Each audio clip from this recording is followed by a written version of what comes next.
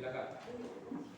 Sebelum kita mulai berdoa agar lebih barokahnya pembelajaran kita pada pagi hari ini, marilah kita sama-sama berdoa. Berdoa mulai. Bismillahirrahmanirrahim. Allahumma inna nas'aluka ya hayyu ya qayyum la ilaha illa anta.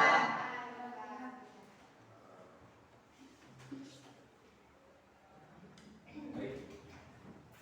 Selanjutnya sebagai rasa cinta kita kepada tanah air negara kita Republik Indonesia, mari kita nyanyikan salah satu lagu kebangsaan Indonesia Raya. Saya mohon kalian untuk berdiri semuanya. Silakan.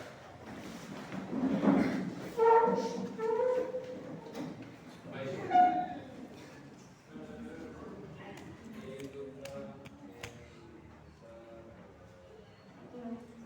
Indonesia Raya, Indonesia Raya. Silakan duduk semuanya.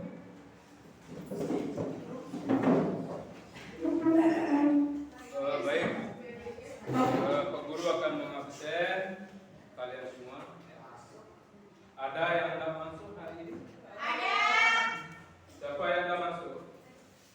Arif, Arif. Reni, Ya, kenapa Arif sama Reni itu nggak masuk? Sakit. nggak ada keterangan. Tanpa keterangan. Iya. Baik. Jadi anak-anak sekalian, pada pagi hari ini kita bersyukur kepada Allah ya, bahwa semua kita diberikan kesehatan, kesempatan, maka kesehatan dan kesempatan ini kita manfaatkan untuk belajar dan belajar. Kemudian bagi teman-temannya yang tidak hadir, tidak masuk pagi hari ini, kita doakan semoga dia sembuh.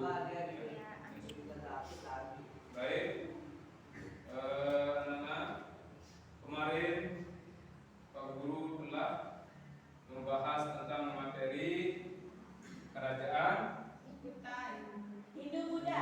kerajaan Hindu-Buddha, yaitu Kutai. Ada yang masih ingat tak tentang kerajaan Hindu-Buddha atau Kutai? Coba Jenny, kerajaan-kerajaan yang bercorak Hindu, sebutkan. Kutai. Ya. Selain Kutai, ada yang mau bertanya tentang kerajaan Samudra Pasai? Ya, silakan Ardi. Seperti apa gambaran umum berdirinya kerajaan Samudra Pasai? Hebat, pertanyaannya cantik, ya pintar. Bagus. Ada yang bisa menjawab sebelum Pak Guru jawab? Baik.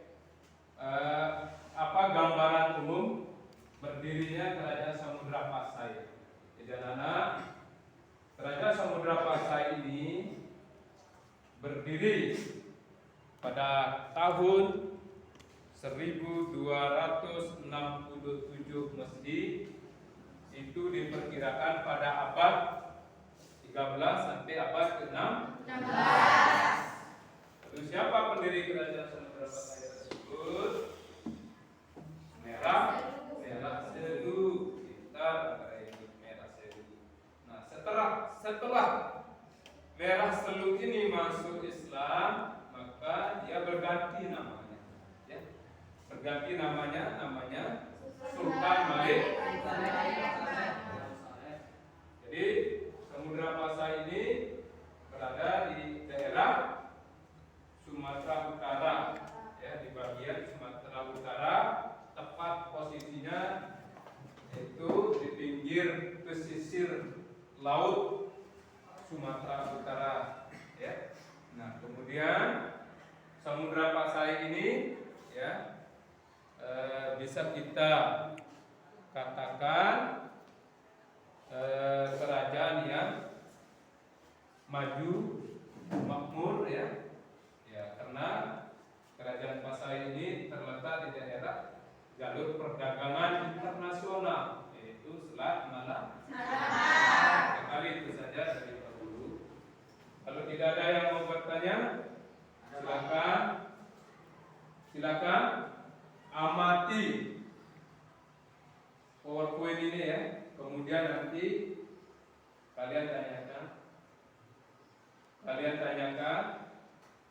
Ya, ada yang mau bertanya ya? Sebelum saya tanyakan PPT, ya silakan Saliwa itu tanya. Apakah kerajaan Pasai pernah mengalami untuk Ya, apakah kerajaan Samudra Pasai pernah runtuh? Ya, betul. Ya, kerajaan Samudra Pasai ini mengalami keruntuhan. Itu diperkirakan pada abad 13 sampai abad 16. Apa faktor penyebabnya? Ada faktor internal, ada faktor eksternal. Internalnya itu terjadi perebutan kekuasaan di dalam Islam.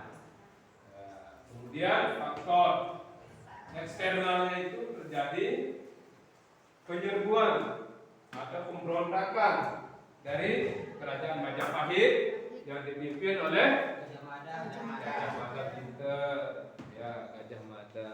Baik, kalau tidak ada pertanyaan lagi, silakan amati baik-baik PowerPoint ini, ya. Kemudian dibaca, ditanyakan, ya, Ya, silakan diamati. Ya.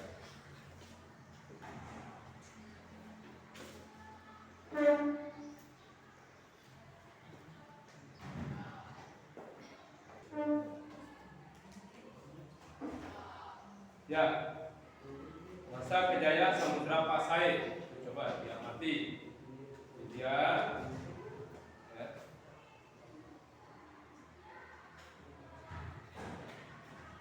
Sudah? Kira-kira ada pertanyaan tentang masa kejayaan Samudra Pasai? bagaimana cara kerajaan Samudra Pasai maju besar? Ya, bagus. Bagaimana cara kerajaan Samudra Pasai itu sehingga berkembang besar? Bagus. Ini pertanyaan yang hebat. Jadi kerajaan Samudra Pasai itu cepat berkembang besar, maju ya, karena letaknya yang sangat strategis. Ya. Lalu letaknya di mana? Di pinggir pesisir pantai Sumatera bagian utara. Jadi daerah kerajaan Samudra Pasai ini ya berdekatan dengan jalur internasional, jalur perdagangan internasional. Nah, sehingga kerajaan Samudra Pasai ini mampu menguasai jalur perdagangan sehingga dia cepat berkembang dan maju. Ada lagi? Saya, Pak. Ya, kira ini, ayo. Apa saja yang didagang pada masa itu? Ya, apa saja komoditasnya ya yang menjadi bahan perdagangan di kerajaan Samudra Pasai? Ya, termasuk itu kapur barus ya, kapur barus, kemudian emas dan lada. Karena apa? Lada ini di bagian Eropa itu direbut, di bagian Inggris, Spanyol, Prancis itu direbut, ya. Lada itu direbut, hampir-hampir menyerupai harga emas lada itu. Itu dulu. Kalau sekarang tentu emas yang lebih ada, ya. Ada. Jadi kehidupan politik kerajaan Samudra Pasai ini salah satu gambaran ya, gambaran sederhana. Mereka ini sedang berada di jalur perdagangan, ya, jalur perdagangan untuk menyambut kedatangan daripada tamu-tamu dari bangsa Barat ya, seperti Arab, Cina, mana lagi? Portugis ya mau datang ke Indonesia ya. Baik, kita lanjut kehidupan ekonominya. Silakan ditanyakan tentang kehidupan ekonomi. Ya. Ya, bagus. Itu pertanyaan yang bagus ya. Jadi gambar ini menunjukkan ya. Ini mengilustrasikan, menggambarkan ya seperti inilah bentuk dunia perdagangan pada masa kerajaan Samudra Pasai. Ilustrasi perdagangan masyarakat kerajaan Islam Samudra Pasai. Selain yang ditanyakan tadi sama Kori tentang menunjukkan gambar apa itu, apa lagi yang mau ditanyakan? Baik, lanjut. Sosial dan budaya. Silakan diamati sosial dan budaya. Ya, silakan ditanyakan tentang sosial dan budaya kerajaan Samudra Islam Pasai. Ya, silakan. Oh ya, di sosial dan budaya ini ya, mereka ini sedang berkumpul ya. Sedang berkumpul sambil melantunkan alat-alat musik yang bernuansa Arab ya, yang bernuansa Arab ya. Nah, mereka ini berkumpul bersama-sama sambil mendengarkan budaya-budaya atau musik dari Arab. Kalau yang sekarang ini kita dengar ya, musik Arab itu adalah gambus. Ya, ada kan lagu-lagu Arab ya, gambus. Kemudian itu lewat sosial dan budaya ini tersebarlah apa namanya kehidupan yang di Arab ya disebarkan ke kerajaan Samudra Pasai melalui ini. Ya, ada lagi pertanyaan? Saya Kak. Ya. Apakah ada budaya yang masih melekat setelah masuknya kerajaan Samudra Pasai? Ya, Peter 100 nih. Luar biasa. Apakah ada budaya yang melekat ya dari kebudayaan bangsa Arab ke kerajaan Samudra Pasai? Luar biasa ini pertanyaan. Banyak sekali ya kebudayaan yang melekat. Contohnya yang sekarang kebudayaan yang melekat itu ya. Contohnya batu nisan yang tertulis ya, ada batu nisan tertulis Abbas Al-Quran. Kemudian mata uang yang tertulis Al-Quran. Kemudian kaligrafi Islam, contohnya seperti yang ada di tembok. Coba itu lihat di tembok. Nah, ini salah satu yang temannya tanyakan tadi, pengaruhnya ini dia ya, dari bidang sosial budaya, ada kaligrafi ya, seni ukir dan lain sebagainya. Ada lagi dari sosial budaya ya, Pak Guru tambahkan sedikit. Dari segi sosial budaya ini di masa kerajaan Islam Samudra Pasai tidak lagi menggunakan kasta ya, tidak ada kasta. Tidak seperti di kerajaan Hindu Buddha harus menggunakan kasta Brahmana, kasta Sudra, kasta Satria, Waisya dan lain sebagainya. Kalau di kerajaan Islam itu tidak berlaku kasta itu. Ya, sudah dibubarkan. Kemudian di kerajaan Islam tidak mengutus orang raja. Kalau di Hindu Buddha raja itu diputuskan ya. Nah, jadi kalau di kerajaan Islam tidak terjadi memutuskan seorang raja itu, biasa-biasa saja. Nah, kalau yang sekarang ini di era demokrasi ini ya, biasa-biasa saja pemimpin itu ya. Baik yang duduk di legislatif, misalnya contohnya di presiden, gubernur, bupati, itu boleh. Siapapun menjadi calon presiden, bupati, gubernur boleh, tidak ada halangan, tidak ada hambatan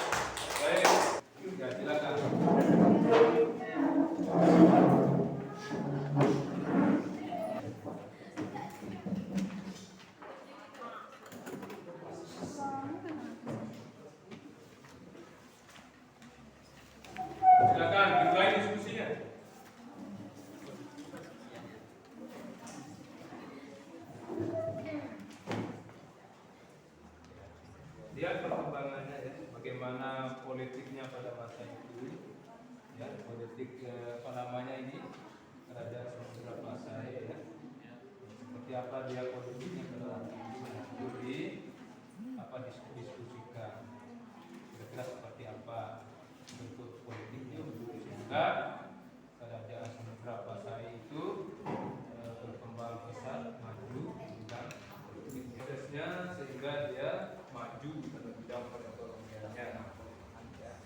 Apa faktor penyebabnya di bidang ekonominya sehingga maju pesat, ya. Ada yang belum dipahami, ya silakan berdiskusi sambil kita lihat videonya.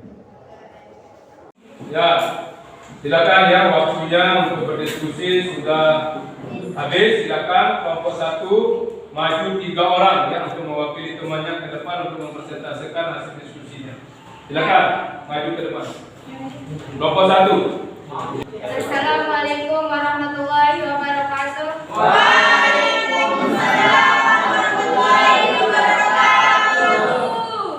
Kami dari kelompok 1 akan mempresentasikan hasil kerja kami yang berjudul Kehidupan Masyarakat Samudra Pasai Bidang Politik atau aspek politiknya. Kerajaan Samudra Pasai dibangun oleh Merah Selu. Dia berhasil mempersatukan Samudra dan Pasai. Merah Selu memeluk agama Islam berkat pertemuannya dengan Syekh Islam, seorang Ustadz Syafi'i dari Mekah pada tahun 1285. Merah Selu kemudian dinobatkan menjadi sultan dengan gelar Sultan Malik Al-Saleh. Setelah resmi menjadi kerajaan Islam, Samudra Pasai berkembang pesat menjadi pusat perdagangan dan pusat studi Islam. Silakan ada yang bertanya?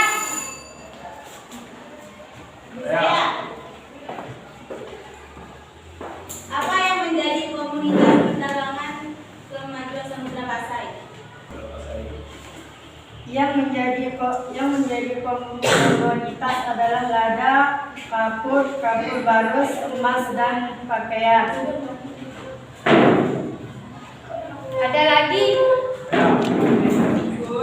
Siapa itu Ibnu Batutah?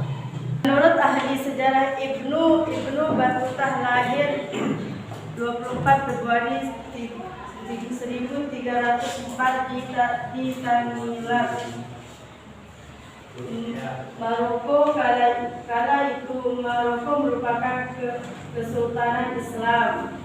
Ibnu Batutah menghabiskan masa kecilnya belajar membaca, menulis.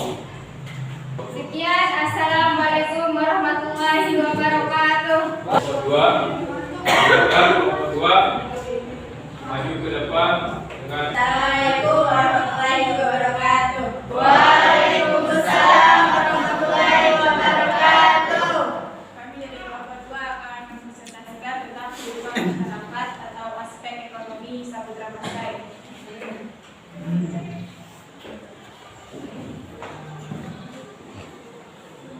Kehidupan ekonomi masyarakat Kerajaan Samudra Pasai berkaitan dengan perdagangan dan pelayaran. Hal itu disebabkan karena letak Kerajaan Samudra Pasai yang dekat dengan Selat Malaka yang menjadi jalur pelayaran dunia saat itu. Samudra Pasai memanfaatkan Selat Malaka yang menghubungkan Samudra Pasai, India, Cina. Samudra Pasai juga menyiapkan bandar-bandar dagang yang digunakan untuk melakukan perbekalan untuk berlayar. Selanjutnya mengurus masalah perkaptalan, mengumpulkan barang dagang yang dikirim ke luar negeri dan menyimpan barang dagang sebelum diantar ke beberapa daerah di Indonesia.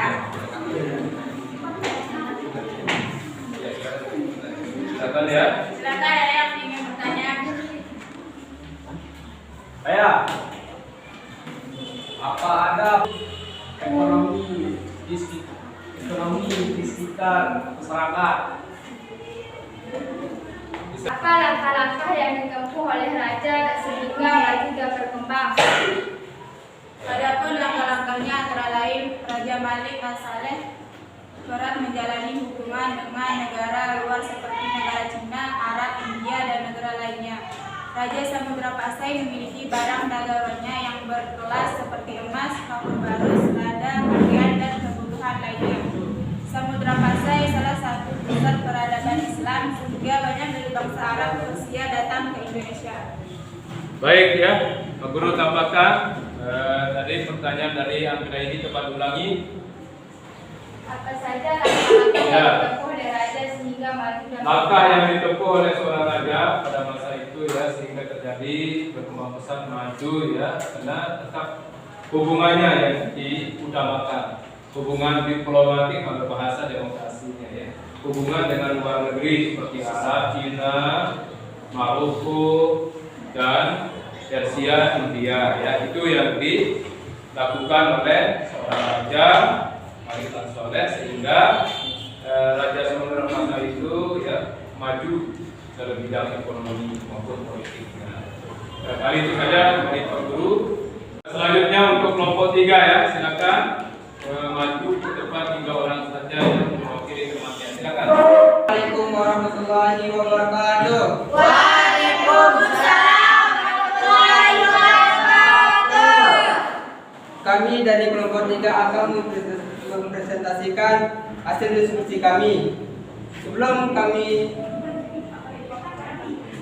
membaca diskusi kami tentang budaya, sosial dan budaya, saya mau memperkenalkan rekan-rekan saya dari sebelah kiri saya atas nama dilayani. selanjutnya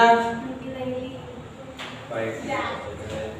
Kehidupan sosial masyarakat Kerajaan Samudra Pasai terdapat kesamaan dengan kehidupan sosial masyarakat Arab. Hal ini disebabkan oleh pengaruh dari para pedagang Islam dari Pasai, Arab dan India yang sejak abad ke-7 dan ke-8 Masehi. Kerajaan Samudra Pasai sangat dipengaruhi oleh Islam. Aliran Syafi'i dalam perkembangannya di Pasai menyesuaikan dengan adat istiadat setempat hingga kehidupan sosial masyarakatnya merupakan campuran Islam dengan adat istiadat setempat. Kehidupan budaya Kerajaan Samudra Pasai.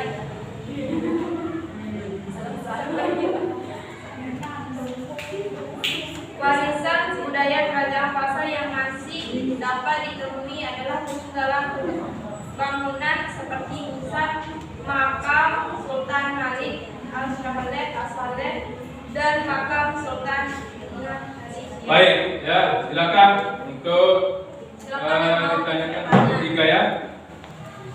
Apa saja bentuk persamaan Samudra Pasai dan masyarakat Arab? karena pedagang Arab pertama kali masuk di Indonesia melalui Samudra Pasai dan mereka tinggal di sana sangat lama dan membawa budaya Arab kesamaan sehingga masyarakat Pasai meniru dan menerima kegiatan sehari-hari. Iya, tepuk tangan.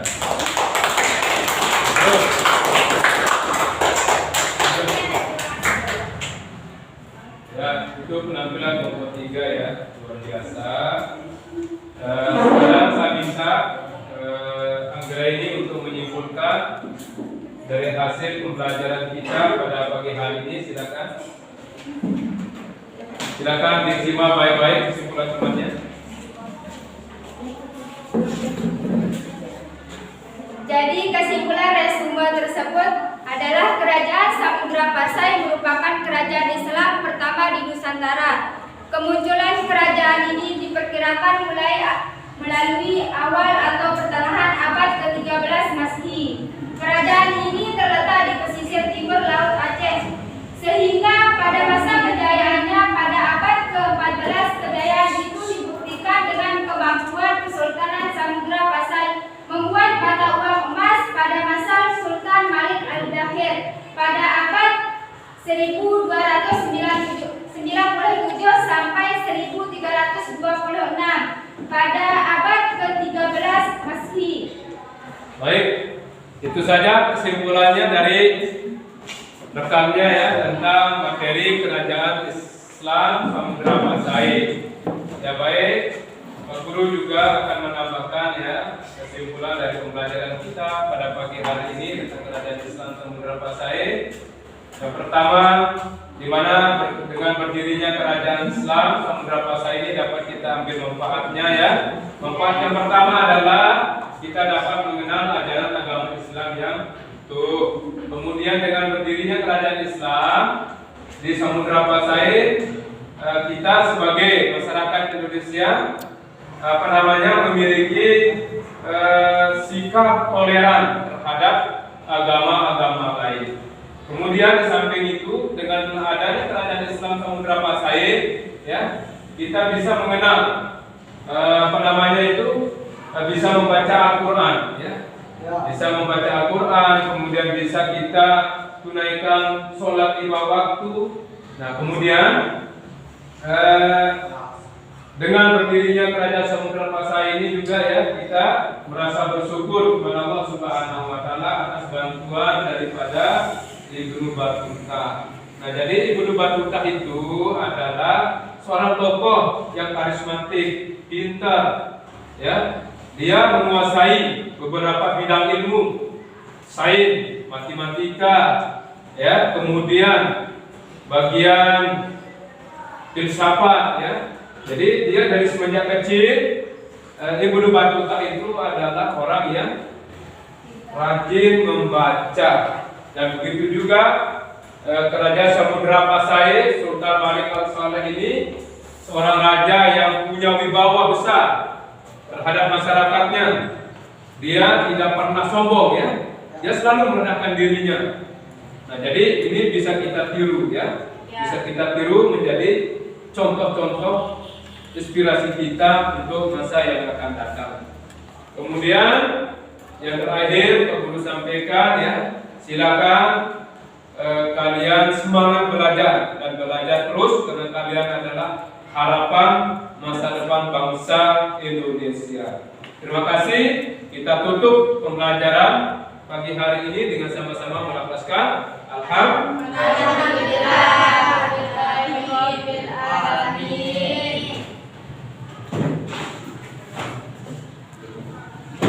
Demikian, wallahul muwaffiq wal hadi ila sabilir rasyad. Assalamualaikum warahmatullahi wabarakatuh.